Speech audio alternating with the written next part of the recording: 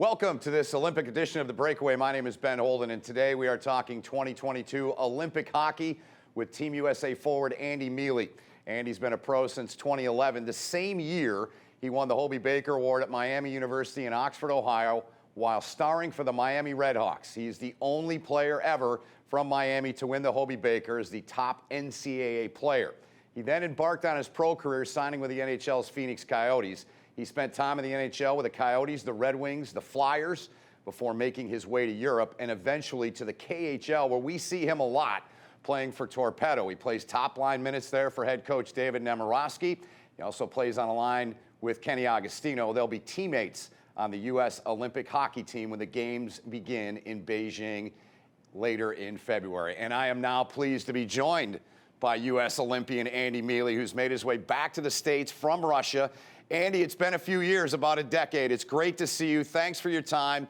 Let's just start with it, man. Congrats. How does it feel when you hear the words Andy Miele, U.S. Olympian? Well, thank you for having me. It's great seeing you too. But it's still surreal. You know, it's still so hard to believe.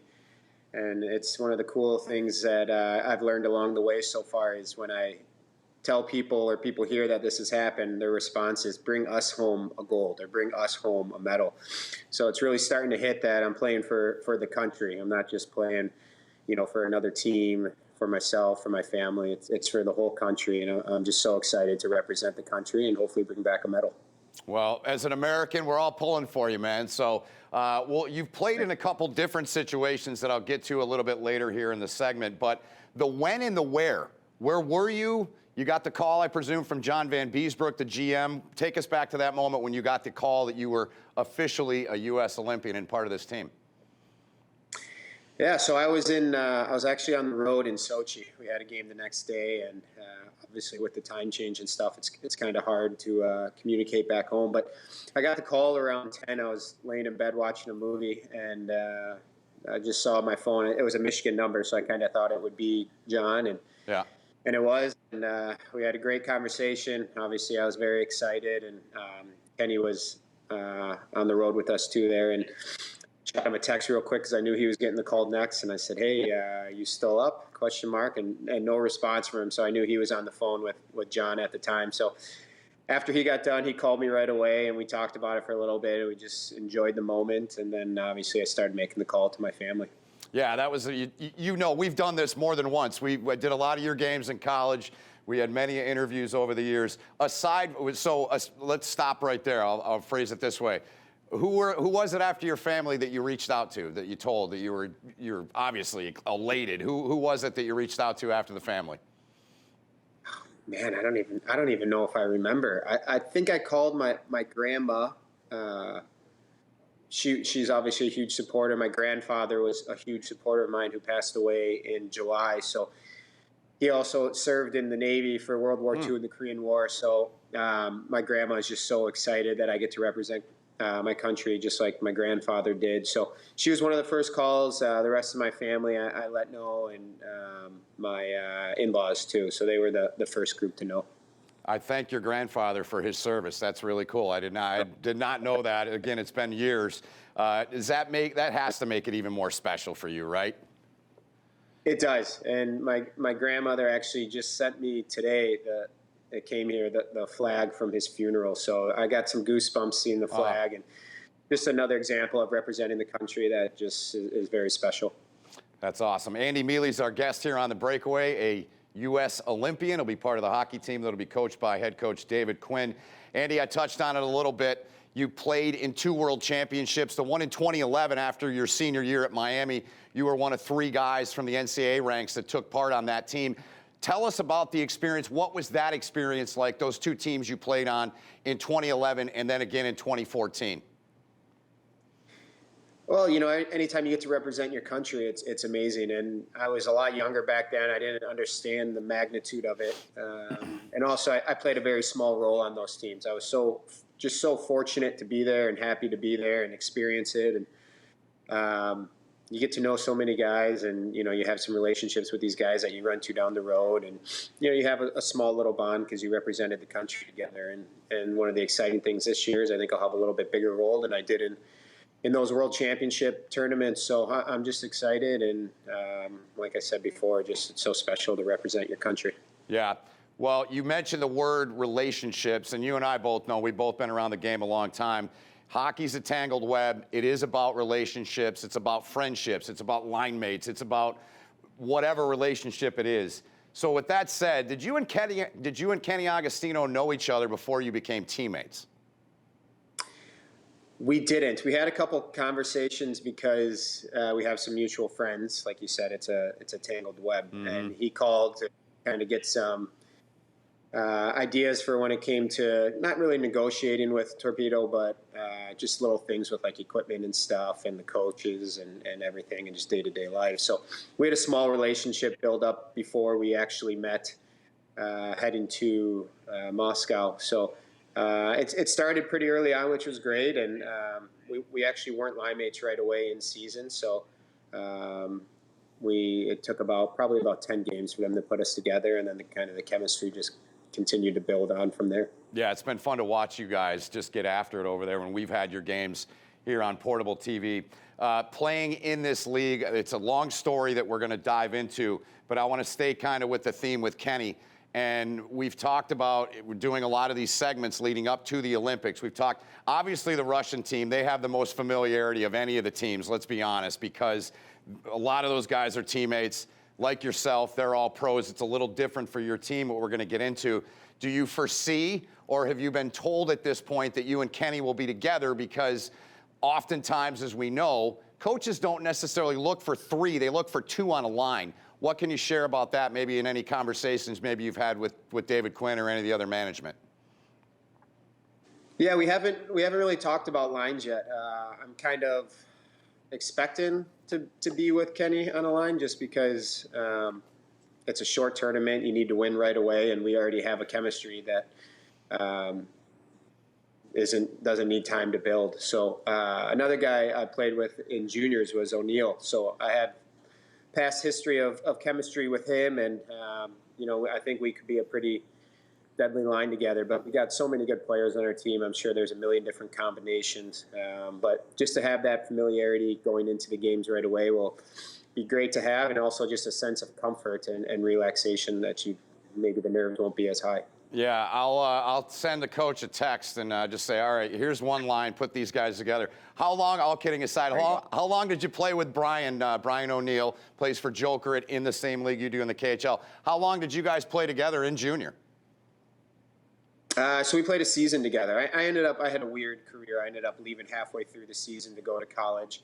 They had some injuries and stuff, so they brought me in early. But I played the half a season with them, and we had an unbelievable year together.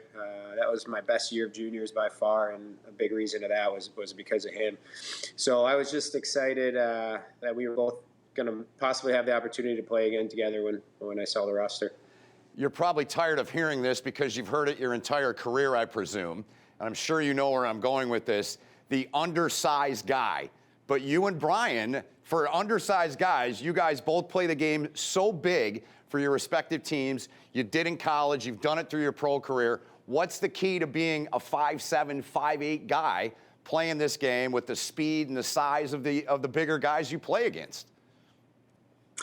It's funny because sometimes I forget how small I am, and then I'll see a picture of us standing on the blue line for the anthem or something.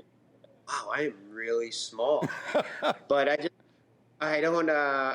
just don't see it that way.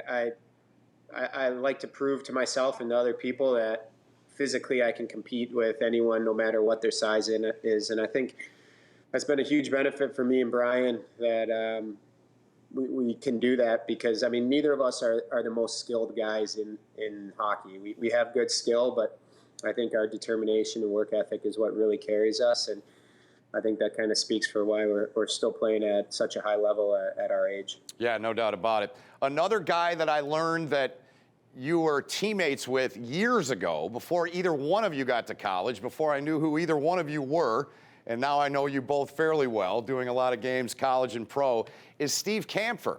And I asked Camps, I said, well, let's get this straight first. You're from Grosse Pointe, right, Michigan? Yeah. Yep. Camphor's from Jackson, so you guys are about an hour and a half away from one another. For those that don't know, the great state of Michigan, where I'm from too. But I asked Camps, I said, so maybe give me your first Olympic memory. And this might very well be yours too. He said, I was a teammate of Miele's. We were playing in the Pee Wee tournament in Quebec in '02. Right? There you go. So you pick it up from there, Andy.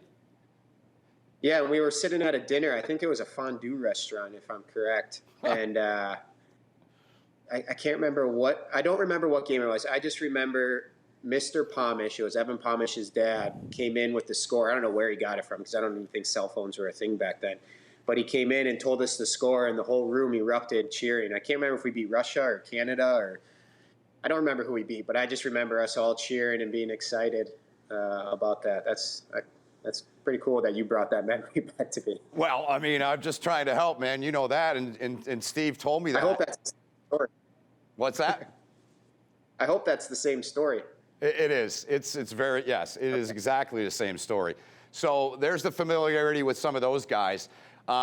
Playing against the guys that you guys being the 5 KHL guys on the U.S. team, do you feel in any way it gives you guys any kind of edge? And if so, what might that be? I think so. I mean, the KHL is such a good league, and there's so many good players. And obviously, the Russian team's going to be one of the favorites for sure. And their whole team is from the KHL. So just seeing those guys and getting on the ice against them and having familiar faces that you're playing against that you know you've had success against and you know how to have success against them will be a way just to calm the nerves and go out there and realize it's another game. And obviously the stage is much higher, but you're still playing the same exact game against the same people that you're used to. And pretty much every team is going to have a lot of their top guys representing them from the KHL. So just those familiar faces is going to be a huge advantage, I think. I'm sure for you as a player, Andy, there were certain things that you had to adapt to the first time you went overseas prior to going to the KHL. You're in Sweden for a year. Explain to our audience, what are the biggest differences about the KHL as opposed to the National League, the American League, North American brand of hockey? What are the biggest things for you that are different that you've had to adapt to playing in this league? Well, to start with the SHL, the biggest difference was the ice, and I think everyone kind of knows that, but I don't think everyone really recognizes what the difference is. It makes the game harder, to be honest with you, because the scoring chances don't come as much. You have to work that much harder and that much more to get to areas of the ice, so it's more fatiguing. It's just a different game. Power play, yeah, you have more ice to make plays, but if you use that extra ice, then you're further away from the net to get those scoring chances. So there is an adjustment, and there's ways to kind of the dots are still the same distance from the net and from each other, so you kind of got to use those as your guide. But the KHL is a very controlled game. It's very fast. The skill is very high. It's very opportunistic, where teams almost not necessarily wait for you to make a mistake, but they really capitalize on those opportunities. So you have to play a really smart game. You have to be very protective of the puck. I think a lot of things you don't see in the KHL is people dumping it and then just going and getting off the ice. If they can, they curl back, they hold on to it, they change. The puck is very possessed in that league, and I think that's what makes it a lot of fun. And one of the crazy things is some of the ices, some of the arenas are NHL ice, and some of them are more like the Finnish Olympic size ice. So you always have to kind of change things up a little bit depending on which arena you're playing in. What do you prefer if you had to pick one, the smaller or the bigger? So I like our ice in Nizhny is right between the NHL ice and the Olympic ice. And I think that is a perfect mixture of having a little bit more space, but still being, still having more aggressive plays to have scoring chances. So you're not way out of the way like you are on the Olympic ice sometimes. So we saw over here stateside, the NHL went through their share of problems with COVID and all that. Our league, everything was fine until right around the holidays. What have you done to fill the void? Obviously, you've got something, a big priority on your plate, playing for the Olympics, mentally, physically preparing for that. I know the pro you are. So what have you done in that time aside from that? What's been beneficial, I guess, for you in that regard with the season being paused? Well, I think a big benefit is just having a little bit of rest and recovery before heading into Olympics. Obviously, everyone this time of the year has some bumps and bruises they're taking care of, and I've been fortunate enough to have a little bit of rest here to get over those and get back to training hard. I think it's been beneficial to build that strength back up that is hard to maintain in season. So I can lift a little heavier right now. And then on the ice right now, unfortunately, I'm out there by myself, but it's better than nothing. So I'm trying to make the best out of that. And I know we'll have a handful of practices with the team before the tournament starts. So I'm not too worried about that. Yeah, I saw a guy we mentioned earlier, Steve Camphor, yesterday doing the same thing, working out, just working on, edge work, whatever he's doing. So I'm sure the same thing you're doing. I want to ask you a little bit more about the team you're playing for in Torpedo. 5 points out of a spot. Are you hearing anything on terms of what the league might do with the season? I mean, this is me, Andy. I think the league should finish. I think it jeopardizes the integrity of the regular season. And obviously, you guys want to see it end because you're right in the playoff hunt. Mm-hmm. Yeah, absolutely. And I've heard a million different things of what could possibly happen. And some of the logistics I didn't know about was our contracts go till the end of April. So if the playoffs did get pushed further, then they'd have to renegotiate the contracts of all those players that are in the semifinals or finals. And also with the World Championships, teams would be releasing their players a week before that would start. So if we extended playoffs, teams would have to be okay with letting their players go, or the national team not getting their players. So those are parts of that I didn't understand until someone brought that up to me. Mm-hmm. But it's hard to say what's going to happen. I would love for the season to end so we can make our final push. Hopefully they don't just cancel the games that were postponed because that's a huge loss for us. We're 5 points out with what was supposed to be 4 games after Olympics. So I don't know what's going to happen. We're supposed to get more of an idea at the end of January here, so I'm looking forward to seeing what that is. Yeah, so many moving parts. I mean, with you guys, the 5 KHLers on the U.S. team and the Russian team and the Finns and the Swedes and the Latvians, I mean, there's a lot of moving parts. Thanks for the perspective on that at this point in time. I want to go back a little bit and take a little trip down memory lane with you to let our audience know more about you. You won the Hobey, the top college player in the country here in the U.S. in 2011 at Miami. Unbelievable career there. How did you end up at Miami? What was the recruiting process for you like? Again, a Michigan guy, a ton of schools. How did you end up being a Red Hawk at Miami? You know what? It was kind of a quick process for me because, unfortunately, and one of my biggest regrets in life is I didn't take school very seriously in high school. So if there's any kids out there watching, school is so important, and make sure no matter if your sport is going to bring you to college, school is just as important. So I had to commit pretty early on. So when I got to juniors, I had a couple offers, but I felt that Miami was for sure my best offer, and they worked really hard to help me with my school and my ACT scores and stuff. So I ended up going on a visit there, and I loved it. I had a great time. The coaching staff was awesome, and I just ended up committing there, and it obviously worked out because I just can't imagine myself going anywhere else. 18 games as a freshman, then you up it, you play 41. You guys go to the Frozen Four. I know it's a sensitive spot. I know a lot of guys that were on that team with you. It's 6 blocks down the road.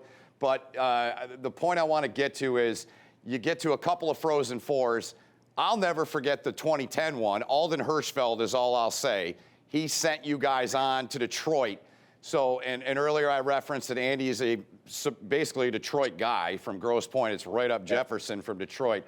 The opportunity for you to go back, you didn't get the result you wanted, but to go back to Detroit and play in that Frozen Four in 2010, how cool was that? And what do you still remember from it now, Andy?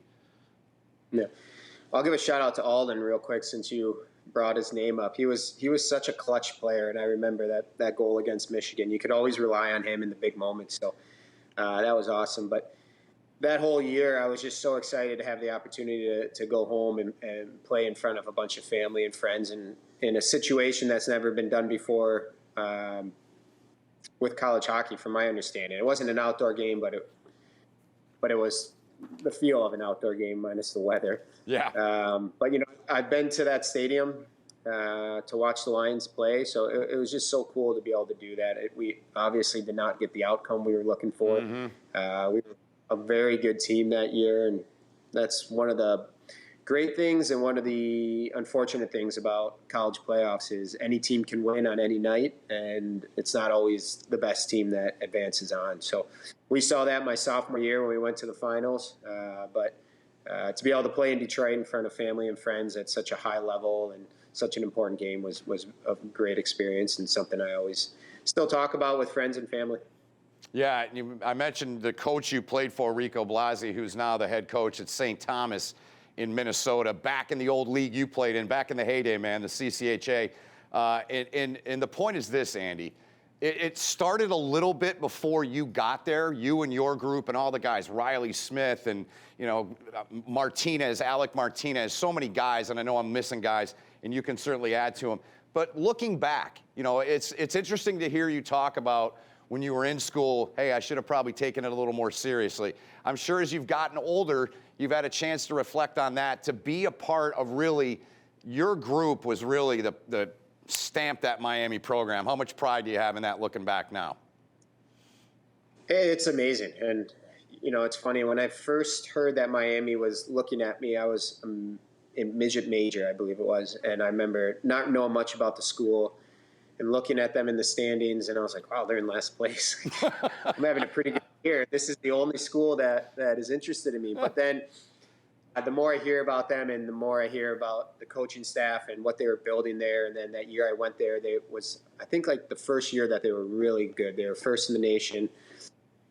And then they just did such a good job of recruiting. They weren't doing this guy's the best 15-year-old, 16-year-old in the nation right now. We got to sign him. That was guys who were developing year after year, getting better and better. They might be a little bit older, but every year they've gotten better. They had a certain character about them. They were always good teammates. Everyone liked them. And they just did a good job of putting that group together and continuously finding those guys that weren't going to leave school early after 2 years to go to the NHL. And we're going to stay the full 4 years and commit to what they were trying to build there. And they knew what kind of guys they wanted. They went out and got them, and it was just, I can't say it was the perfect group because we never won a national championship, but it was as close to perfect as possible. Yeah, and you said something I talk about. I still do college hockey. I'm sure you've seen all the stuff out there, and I love the game. And one of the things I love about it is guys like you. And before I met you and obviously saw your career unfold the way it did, TJ Hensick was a guy. Kevin Porter was another guy that always said to me, why would I leave? This is the best 4 years of my life, right? You obviously felt that way because you stayed in that magical season you had. Who were your main line mates when you were a senior, the 2010-2011 season when you were the nation's top college player? I'm sure you had a lot of different line mates, but were there one or two that were more so your line mates throughout the year? Yeah, we honestly actually had almost the same line the whole entire year, and it was like the perfect line because we had Riley Smith, who's obviously Riley Smith. Yep. And he does everything. And he was young. He was a sophomore, but he was coming off a good freshman year, and then he took huge jumps his sophomore year. And we just had a natural chemistry together. And then it was my roommate for 4 years, Trent Vogelhuber, who was and if he sees this, he's going to hate this, but he was the glue guy. Like, he went and got the puck for us. He finished his checks. He had such a good shot. He made the simple plays. He didn't try to play a crazy skilled role. He knew his role. He played it, and it just worked so perfectly with all of us. And then our power play was it was crazy. It was me, Carter Camper, Pat Cannoni, Riley Smith, and Chris Weidman. And you couldn't have drawn it up any better back then. Yeah, it was a heck of a group you had. You had a 17-game point streak that year. You only put up 38, man. You were a 2-point game a guy in that streak. Unbelievable. Just to put a bow on this part of your career, winning the Hobey, what's that mean to you, man? I mean, you're in an exclusive group. I remember being at the 08 Frozen Four when Ryan Jones was up for it, and Ryan didn't win it. Yeah. Porter won it. You're in that group. What's that mean to you, man? it's still something I look back on and I can't believe it. And when you win it, you don't realize how that title sticks with you for the rest of your life, and that's something that I've been very proud of. Every time I sign with a new team or anything and do an interview, it's Andy Miele, Hobey Baker winner 2011. And it's so special. And, I'm so thankful I got to be a part of it. And looking back at it now, again, it's one of those things when you're younger, you don't realize the magnitude of it until you kind of get a little bit older, and I've just appreciated it. And it's a great little community. They do a banquet every year, and you obviously meet guys who have won it in the past, and you automatically have a little bond with them and something to talk about. And obviously, without my team that year and my line mates and power play and everything, it wouldn't have happened. It was a combination of a perfect season. All those minus guys. the national. Sorry, Andy. Yes, I know. I get it. All those guys you mentioned. Here's another chance for Vogelhuber, because he was a big part of that, I know, as you mentioned, what he did for your line. So let's move on to the team you're going to play for the U.S., all college guys. How awesome is that to see, or all guys that played in college or play in college, I should say. How awesome is that to see? Oh, it's special. It's so cool. And, it's going to be fun to see the little rivalries within the locker room. I actually watched the Minnesota Michigan game, just a little bit of the game the other night, and I was like, oh man, I wonder what it's like if these guys are on the ice being like, hey, I'll see you at Olympics. And what a cool experience that's got to be. But it's going to be so fun. I think college players are unique in the sense that we all share something special that other routes don't get to share. So it's going to be fun. It's going to be so cool to be a part of a team that's so young and be one of the older guys and be able to experience from a different view. And look, I mean, let's be honest, man. I think going into this thing, most are going to say, all right, Russia's the favorite, probably followed by Finland and Sweden. And not that you guys need any more motivation, but that probably helps, doesn't it? Yeah, of course. It's always nice when you're not the top dog and all the pressure's on you. And we have we're going to prove to ourselves and to the people who believe in us that they were right. And I think we're going into this knowing that we have a chance to medal, and it's one game. After the playing round, it's one game elimination, and we both know after watching college hockey for so long that anything can happen. Yep. So we're excited. I think they put together a team with a purpose and with a reason. It wasn't just this guy from here, that guy from here. This guy has a lot of experience. I think it's all for a reason. So hopefully that reason comes together. Well, your head coach told me last week when we talked, he said, Benny, we're putting the best team out there we feel can win. I mean, that might sound like coach speak, but at the end of the day, I really think it is. I mean, based on guys like yourself and Kenny and Brian and Camphor and, all the guys that we've talked about just from your league, and guy Brian Cooper that, was a college guy too, like the rest of you guys. What do you see? Who wows you amongst these young guys that plays college now? Who wows you that's going to be on your team? Is there anybody that fits that category? It's hard to say. I haven't been able to watch a lot. With the time change back home, it's really hard. Or back in Russia, not home. Yeah. But I'm excited to see this Berniers. I mean, I've heard a lot about him. He's a second overall pick from my understanding, and I heard he got along with everyone really well at Worlds and did a good job. So I'm excited to see all the kids. The talent level now is so high in youth hockey and college and juniors and everything. I think their skill level is so much higher than what ours was overall as a collective group. And so I'm just excited to be a part of it, excited to watch them and just be the old guy on the team that can be there to enjoy the moment and help lead in any way I can. It's funny. I'm laughing because I've reconnected with a lot of guys like yourself, obviously, and Brandon Yip. And I knew Yipper quite well. I was with him in the American League and watched him get called up for the first time. And when we talked back when I started in this job back in September, he said, Benny, I'm the old guy now, man. And I said, well, Yipper, I'm getting older too then. But no, yeah. And that's cool. And look, I mean, let's be honest, Andy. Those guys, you guys are pros. You've been doing it for a decade plus. But I'm certain those guys, Brendan Brisson is a ball of energy. I'm telling you, I've done a bunch of his games this year with Berniers. Those guys are going to inject a lot of energy into your team, aren't they? I love that. That is going to be the biggest thing too, is finding that energy, and especially at the right times of games and the right moments. So that youth is going to bring energy like you said, that probably some of these older teams won't be able to bring. And, some of these, like the Swedish team, like a lot of their players are going to be playing up through to when the Olympics start. So, they might have a little bit of a drained engine a little bit. But these young guys are going to bring so much energy on the ice and in the locker room. I think it's just going to be a fun experience. Just a few more for you before we let you go. And Andy Miele, our guest, Team USA forward, his first Olympic experience with the U.S. team. Andy, what can you tell us in terms of the game plan for you guys as a group? I know there's a few that are still over in Europe. I think Cooper's still over there, and maybe some others that are still on that side of the globe. What's the plan for you guys as a group moving forward? When will you first be together? So for the guys who are in the States, we're going to head to LA on the 30th, and we're going to skate there twice. And then I believe we take off on the 2nd to Beijing. So we'll go through some protocol when we get there on the 30th. And then as long as everything's going smoothly, we'll get on the ice twice and then head on over to Beijing. And I'm not exactly sure what the protocol is there when we get there, but we should have probably at least 4 or 5 practices once we get there. Yeah, and we all know you guys are basically going to be in a bubble, right? I mean, that's the way it's going to be. Yeah, I don't think we're going to be able to leave the village or anything like that, but it'll be fun. We'll have a group of guys who I'm sure will be able to entertain ourselves pretty well in the village and find ways to enjoy and be childish. It'll be like the Pee Wee tournament in '02 all over again, only 20 years later. I mean, that's incredible, man. Like, seriously, I can see the joy in your face. I mean, you and Camphor. So how old were you in Camphor? Like 10? You were 10 or 11, right, in that tournament?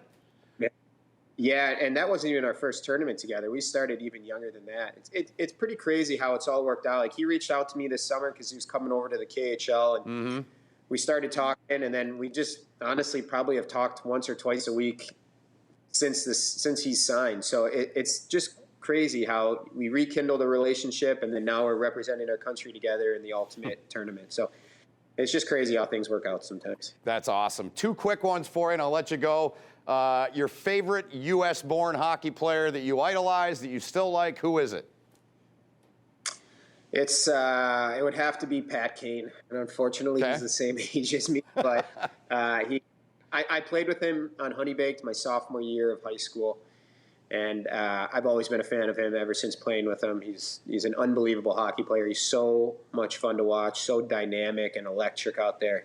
I've always enjoyed watching him. Favorite scene in the movie Miracle?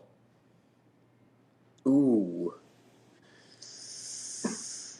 Favorite scene. I can't just say that when they won it against Russia. I'd have to say the bag skate scene. I hope that scene was real and wasn't made up, but that was a pretty cool experience.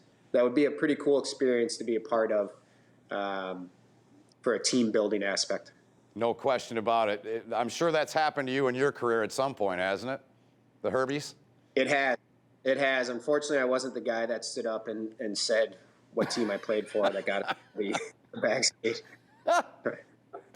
And then lastly, do you have a favorite player from that '80 team?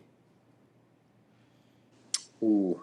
I would have to say Michael Eruzione, just in the sense that he was a guy that wasn't supposed to make the team, but he was the right piece to put on that team. He ended up becoming the captain, scored a huge goal. I think just guys like that are just such important pieces of the puzzle. It's not always, the guy that everyone thinks is going to make the team, but it's the guy that's most important. Awesome. Andy, this was tremendous, my friend. Really good to connect. I think it's been 11 or 12 years. It's great to see you and see you doing well. I'm proud of you. I'm happy for you. And the college hockey guys, man, keep her going. Best to you and your family. Thanks for this. Safe travels, and go USA. Thank you, Andy. All right. Thank you very much. It was great.